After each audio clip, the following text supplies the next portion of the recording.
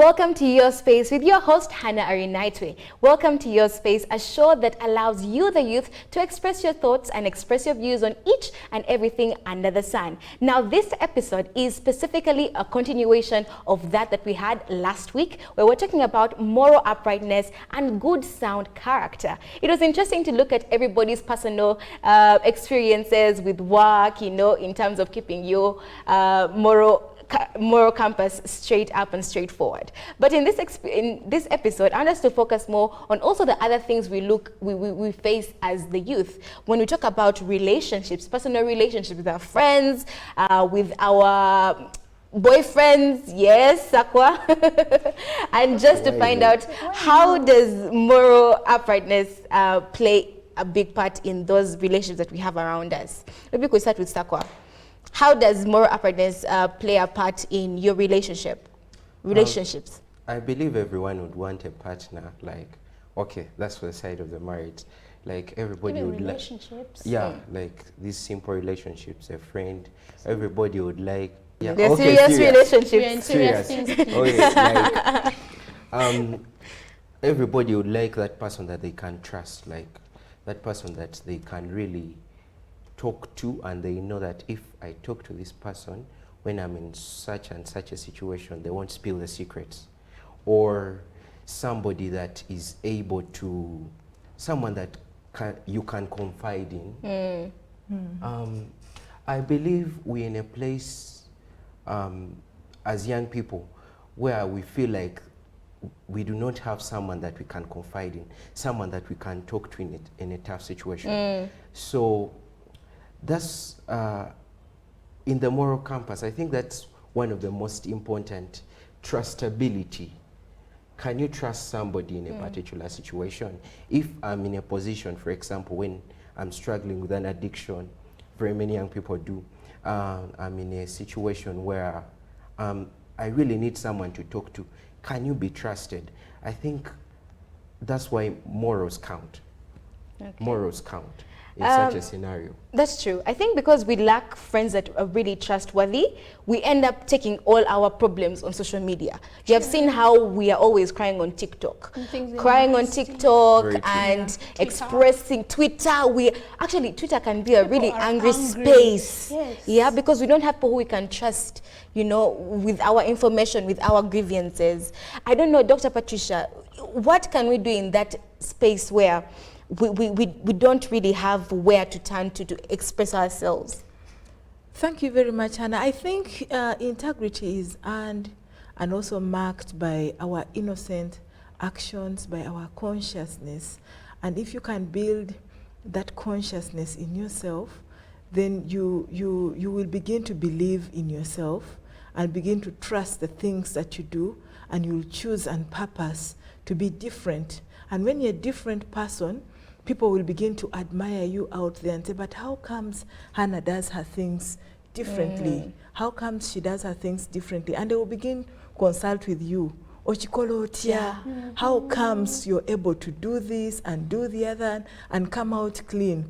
How comes you walk in the truth? We have people who tell lies that, you know, I have lost an uncle, I am not coming for duty. And then after 2 days, you see the uncle walking into the office and coming for assistance. So I think this integrity needs to be probed deeper. This conversation needs to be taken a step deeper, if not so many steps deeper, so that everybody walks in the light. We need to inculcate. We talked about the foundational issues. And when we have problems with this, we just purpose to be truthful. I have been in service for 20 years now. And 20 years, I have seen the benefits of integrity. First of all, when you're a person of integrity, you encourage social cohesion. You build strong partnerships and strategic alliances, because people out there will begin to trust you and know that this person cannot compromise in this way or the other way, because the way she does her things are quite clear. So you're able to build good relationships. Integrity also attracts promotion. In service, it's very exciting to promote someone who has displayed a character of integrity and moral uprightness. Yes, so we would like people who are trustworthy, people who are truthful, people who are accountable. in the fight against corruption, we need men and women of integrity to join the war against corruption, because they are the ones who will name and shame. They're the ones who will walk the talk. They're the ones who will preach the gospel out there and cause this mindset change. So I think it is something we need to continue talking about, continue engaging the youth, and cause a mindset change so that we have a better country to live in. So where people are swallowed up with TikTok, WhatsApp, and taking things on social media, I think we need to preach more of mindset change so that we do not keep lamenting that, hey, people have gone astray, this and this is happening, the morals have been eroded in this country. I think it's not too late. We can still wake up. Since we have the national values, we can still continue with this program. We can continue preaching the message and changing the minds of people out there. Yes. Mindset change. I like how you keep picking on that word, mindset change. But during the time when I was trying to transform myself into the person I am now, and you know, trying to make yourself better, and it's hard. Do you know why? Because when you're trying to improve yourself, you find yourself should I say cutting off, or like throwing some certain habits, you know, leaving friends that used to take you in a certain direction, and now people start calling you proud.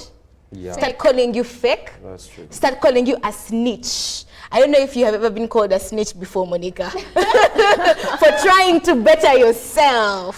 Snitch, no, because I usually come hard. You come hard. So snitch is not like, you know, snitches usually they come off as they'll say the truth and hide and pretend they didn't do it. I'll say it. I did it. I'll show you I did it and ask you. Okay, you react. So what? But I get what you mean. It's going that line, going that direction is crazy, because it's also something I experienced as an individual. When you start to better yourself, when you start saying, okay, this is what I need, this is how I'm going to live my life, I need to be more truthful, more honest, person of integrity, more righteous, and no toxicity. You're not trying to be Jesus, like others will start terming you, or Mother Mary. You are trying to say no. I think people around me and the people that I love and the people that are giving me time deserve a better version of me, right? They deserve a better individual. So you start to invest in yourself. Now the craziest thing is going to be people coming at you for trying to be better. And they're like, Hannah, why you acting up? Why you like that? Why don't you pick our calls anymore? Why don't you do this anymore? And you're like, it's nothing personal. It's just that this is the direction I'm taking now, and I don't need any of these, right? And that is usually the crazier part. So the question usually is, how do you deal with that space? And she has made it clear that it's personal conviction. You have to make up your mind and you say, this is how I'm going to operate, this is how I'm going to do. But I want us to appreciate the fact that as much as it's personal conviction, the people around you also influence. Yeah? Yeah, they do. They do. Yeah. I want you to focus on that, Joel. What can I do when the people around me are not supporting my thoughts into being a better person? I think you should, what you should understand is that it's important to be different. Okay, like, it's okay not to be... It's okay to be extra. Yeah, it's okay not to be like everybody else. I think at a certain part of my life, I was... especially in high school, I was quite so ambitious about my education. I'm the one discussing for everybody. I'm the one doing everything. On the teacher's list, I'm top. Everywhere, it's like Sakwa everywhere, Sakwa everywhere. And your pressure. And it looked like everyone was crazy in Form 5 especially. And in our school, we had these events like proms. So in early Form 5, everyone is like, he's off. And it looks like it's you who is ever in class, you are ever doing everything. And it really felt like... Bad. Okay, like, there is a pressure to conform. Yeah, like, what's happening? We are going for this, we have events on Saturday for you're staying in class reading. What are you reading? Okay, so... No, but Sakwa, I think it's important for us to note the fact that everything should happen at a specific time. If everyone is you know, it's time for this, like, do this. If it's time for books. If it's time for... Why are you reading on a Saturday, Sakwa? That's exactly what I was saying. Okay, fine. No, okay, yes. But maybe to build on what Sakwa is saying, For him, he's looking at being different. Being different. Being different, and now I will not talk about mindset change. I'm looking at a shift from a position where people embody problems to a position where we are embodying solutions and saying, yes, we can do it. If I read a little more, I'll perform better than someone who is there going for prom and the fun and then cheating exams at the end of the day. So it is just a shift of style and the way you do your things, and you choose to be different and say, for me on a Saturday, while people are going for entertainment, I'm going to launch deeper into the book. Okay. And this Joel I see will become a professor. Okay, guys. Let's just take a break. We'll be back.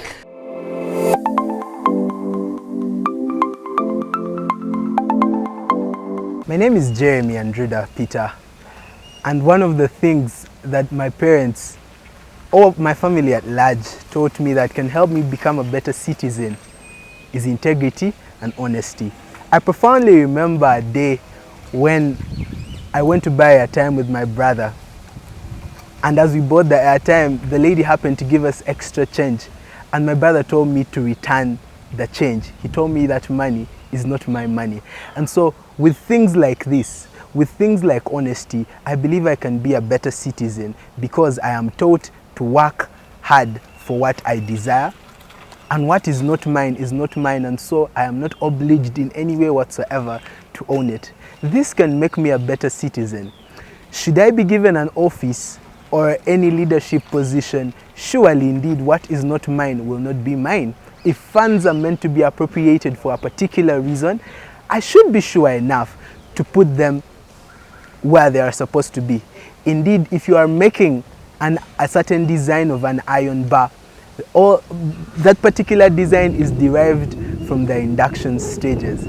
And so, as a child, these principles that were so mended in me, I believe are very profound in me since they were taught to me at a young age, and I believe they help me become a better citizen. My name is Bako Patience, and integrity to me as a young person is being honest with myself, doing the right thing at the right time while having respect for others. And I believe many young people in Uganda are also integral in that most of them are developing passion for what they do. They're getting self-aware, and we can really see this by the innovations they're creating nowadays. And at the same point, I also feel some young people are not integral at all because they really want to do things because they want the world to see what they're doing, however small it is. But I feel it's better to do something which you believe is going to transform the society without necessarily having to create, that big attraction from the society. My name is Nakangwa Susan, and I'm a student. One of the things that my parents taught me when I was a kid and is helping me right now is discipline and respect. I believe that if a child is disciplined, she or he will be respected. So if you have also that self-discipline helps you to overcome a lot of challenges. You won't be influenced by your peers to do something that you don't like, and I got it from home. Coming from a family that is respected, it also nurtured me to respect my parents and people around me. So if you respect people, trust me, you will also be respected. And if you're disciplined, it will bring more people to you to learn more from you and also to get more opportunities. Because if you're not disciplined, okay, you can't respect someone in the community if you don't respect yourself. First of all, it's self-respect and discipline that has really helped me, and I learned it from my parents. My name is John Owen. I'm a student of journalism and communications at Makerere University. Sound character to me are a wide range of qualities that we as youth have to possess. But you find that in our current community, majority of us, the youth, are lacking most of these sound characters. Some of the characters like obedience, patience, responsibility, you won't really find it in the current society among us, the youth. For instance, look at patience. How many of us, the youth, are really patient? Few of us are. You look at a society where the youth are rushing to get certain things which they are really not ready for. look at our girls, the young. They are aiming at achieving things like phones and living a certain social life, maybe because they are looking at peers that are coming from other families or the rich. And sound character calls for us to be patient, but this is really not among many of the youth. Let's talk of responsibility. How many of us are responsible? Few of us are. Responsibility to ourselves, to our parents. Many of us are coming at university with certain goals. Maybe we're having parents who have told us to come and represent them, the families. They are putting a lot in us, they are investing. That means we have a responsibility to parents, but many of us, the youth, especially here at the university, are not really doing that. You find that many come to the university, instead of having classes, many people are using tuition for other things. That means they're not responsible to themselves, to their parents. We are really lacking many qualities or characters that really call for sound character, many of the youth in the university. My name is Turi Elizabeth Tracy, a journalism student in Makerere University. So I'm going to talk about the status quo of morality or good conduct in society. I think in Uganda, it's a 50-50 chance. There's a chance to find that the status quo of the youth is either high or low, in the fact that some people are disciplined, some are not, some have good character, some don't have, and it actually depends where you're from, your family background. So the status quo of, I think, the youth in Uganda it's trying, because all we need to be done, I think, is to probably bring in religion to help us have good morals. Those who don't have good morals, have good role models in society, because very many people have role models who are actually bad influence to them. So they get a bad habit from those role models and try to bring it to their normal lifestyle, and they assume it's good conduct when actually it's not. So we can actually change this and bring something in. Our parents can also change a role, like in our behavior, in our good conduct. They can maybe impact, like tell us to do the good things, probably take us to church, introduce us to fun, interesting things that can actually give us good morals. Then in Uganda, when I'm relating the urban versus the rural, I think the urban places like Kampala, Mukono, Wakiso, like all the urban areas, we have a lot of bad conduct. Like the status quo is actually high. Like our bad conduct is really there, because we are bringing in the Western culture and all that. So this makes us to probably get their habits and put them into place, thinking that they're actually cool and interesting things, yet they're actually making our morals reduce. The rural part, I believe, on the other hand, since it has traditions and norms and elders to like take us through, because it's very hard to find like bad conduct in probably northern Uganda or western Uganda, because there are some morals that come in. The elders are there, your parents are there, your grandparents are there, the sengas, the kojas and all that. They are there to guide you and give you good conduct. So the status quo of morality in youth in Uganda, I think it's actually, like I said, it's a 50-50 chance in Uganda, and probably something needs to be done about this so that we can get good morals. Thank you very much.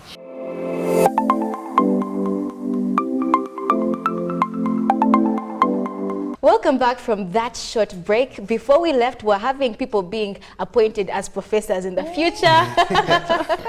And interesting stories being told. But I want us to just bring this conversation to an aspect of solutions. Now, if you guys didn't know, I'm a solution journalist. So even when discussing problems, we end up with a solution at the end of the day. So how do we keep different, even when the world is telling us being immoral is the cool? Monica. Yeah, like there's usually that statement of the new good. The bad is the new good, and the good is the new weird, right? I've been in that space tons of times, but this is what works for me as a person. I usually, I'm so serious about what I want and the habits I'm trying to kill and what I'm trying to grow. I note them down. And usually when I'm in that space and I don't know how to feed that side, because it's something that you keep feeding, and I don't know how to feed it, I usually go into spaces, look out to people and try to follow them. For instance, there was a season in my life where I tuned into Sarah Robert Jakes so much, and it worked for me. Sarah Jakes Roberts. Oh, it yes. worked. And then there's another season where I tuned into Hannah. a lot. Who, and me? It worked. Yes. Oh, okay. And it worked a lot. You get, so that means I had to kill the physical voices around me to feed what I felt you and your content were feeding me in that space. So it's a journey, it's a personal space. Make up your mind, jot your things down, be sure of what exactly you need and who can get you there. Sakwa, how do you personally stand out from the crowd, even when it's saying you are off? That's true. So personally, I am a person that believes so much in destiny helpers. Like, what are destiny helpers? There are these people, oh my God, Apostle Grace normally talks. Like, there are these people that you need in your life that are going to in some way put you back on track. There are these people that you need in your life that even when it's hard, even when it's getting difficult, of course it will, when it comes to issues that regard morals and character, it will get hard at some point. But there are these people that you should find somebody, find help. It's very important. I think the most of the people that give up in this journey of like bettering themselves, being different, are those people that actually are trying to get everything done on their own. I think I struggled with that thing. Earlier on in high school, I felt everything was like, I'm gonna finish all my challenges, all my problems. It's me and me and me. Until some teacher came and talked to me and said, but you need your friends, come on. You need somebody that you can talk to. You need an example. And I think that really changed something for me. And I believe if destiny helpers are dispensed from a person's story, it may really be difficult for them to succeed. Is that what they call accountability partners? Are those the same things as accountability partners? I think it is something to do with mentorship as well. Mentorship. Mentorship, because personally I have a lineup of students and young people I'm mentoring out there. Can I be also part of those now, Doctor? You are already, being followed. Okay. You're already being followed by Monica. I'm also following. But generally, it is not easy to stand against these ethical pressures and remain with integrity. So when you have someone who can encourage you and encourage you to stand firm, encourage you to walk the talk, then it will be easy to adjust. There is a verse I like referring to in Romans chapter 12, verse 2, which says, do not be conformed to the standards of this world, but by renewing your mind. When you trust in God, you renew your mind and you purpose to be a person of integrity. But through mentorship, encouraging, coaching, inspiring young people, and with talks like this, I think we'll go a long way in changing this country. But it is not easy to be distinctive and different. There are instances where you will be isolated. I have an experience in service where you are put on a committee and members of the committee are like, no, Patricia is not easy to work with. Patricia, you concentrate on other things on your desk. Leave this committee alone, because they know that your standard is different and you're going to set your principles and not allow people to compromise here and there. But when you purpose to be exemplary, it gets very excited when you are named and saying, we need so and so because this is someone of integrity, this is someone who has exhibited good principles and character out there, and we are mentoring. The Uganda Christian Lawyers Fraternity is actually encouraging more of mentorship. For the young lawyers, we want lawyers of integrity, because they're saying law is not a good profession, lawyers are liars and so on. Cheaters. But the Uganda Christian Lawyers Fraternity would like to prove to the world that even Christian lawyers can perform with excellence and yet maintain the standard of integrity and trustworthiness. Yes. Can you still make money if you're... A lot of money. A lot of money. You see me here, do you think I'm not making Okay, that's interesting. Wow. Well, for me personally, I'd just like to tell you that is watching that it is okay to be different. It's okay for you to still have a sound character in this society that pushes you to the wall in doing things that may not be exactly right.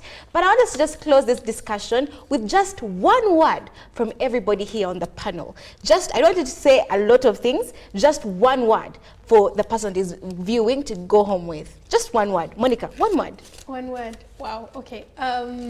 Be you. Be the best you. Those are 5 words. One word. Oh my God. You. I'm in water. Yeah. No, just one word, Monica. One word.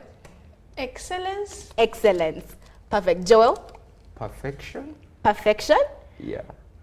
Doctor? Trustworthiness. Trustworthiness. And for me, it is just going to be character. Yes, Oh, please. okay. See you again next week, same time, only here on UBC, on your space, where you get the opportunity to express your thoughts and express your views. Now, just write down below here are our handles on social media, so feel free to text us and give us your view on this specific topic. But for now, bye-bye.